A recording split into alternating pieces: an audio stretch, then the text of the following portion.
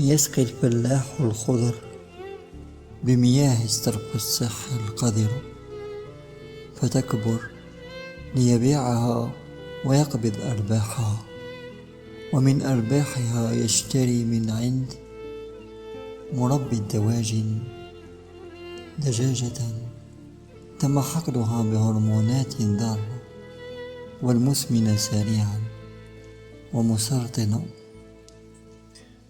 وبدوره مربي الدواجن يذهب مهرولا عند جزار ليشتري قطعة لحم. لا يأكل الدواجن لأنه يعرف كيف يتم تسميمها، لكن هذا اللحم تم تسميمه ونفخه هو الآخر بالكورتيكويد وحفظه بمادة حفظ الجثث ليظهر بحالة جيدة.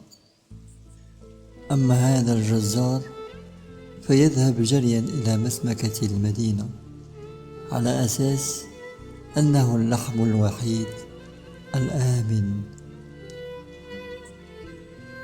فيشتري سمكا تم صيده بالمتفجرات ورشه بالأمونياك ليظهر بحالة جيدة هو الآخر،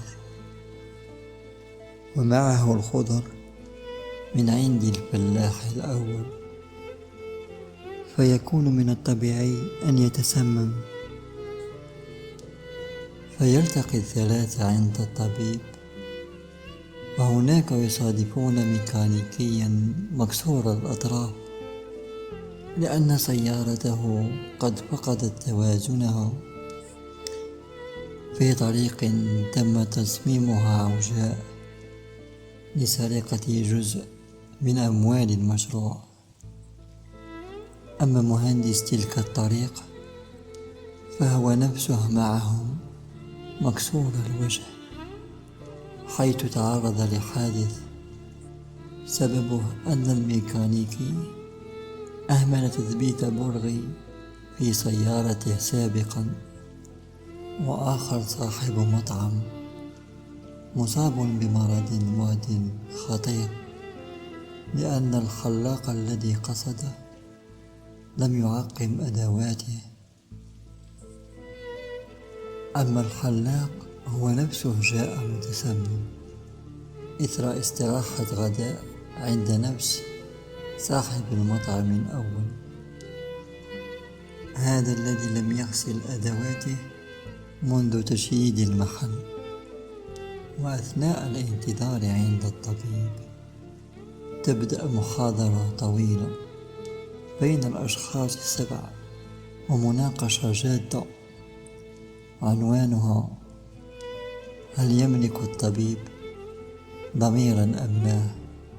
وبعد الخروج من عند الطبيب يقومون بصلاة الاستسقاء فلا ينزل المطر. يحدث لأول مرة في الجزائر. ما يحدث للجزائر حاليا يشبه قصة موسى عليه السلام حين صلى صلاة الاستسقاء ولم ينزل المطر، فنادى موسى ربه فأجابه: بينكم رجل يرتكب المعاصي منذ 40 سنة ولن ينزل المطر إلا إذا خرج هذا الرجل منكم. فنادى موسى قومه: يا بني إسرائيل، هناك رجل منكم يرتكب المعاصي منذ 40 سنة، لن ينزل المطر إلا إذا غادرنا هذا الرجل. وبسرعة تفطن الرجل المعني أنه هو المقصود، وشعر بخجل وخوف أنه إذ غادر سيفتضح أمره، وإذ بقي سيموتون جميعا عطشا. فأعلن توبته سرا بينه وبين الله، فنزل المطر. فتعجب موسى عليه السلام وسأل ربه: كيف نزل المطر ولم يخرج أحد من المدينة؟ فأجابه ربه أن الرجل قد قرر التوبة سرا. فقال موسى عليه السلام: يا رب دلني عليه حتى نفرح به. فأجابه ربه: يا موسى، الرجل ارتكب المعاصي 40 سنة ولم أفضحه، فكيف أفضحه الآن وقد تاب؟ على كل شخص الآن يشعر نفسه معنيا أن يصلح نفسه بنفسه وبين نفسه. إن الله لا يغير ما بقوم حتى يغيروا ما بأنفسهم.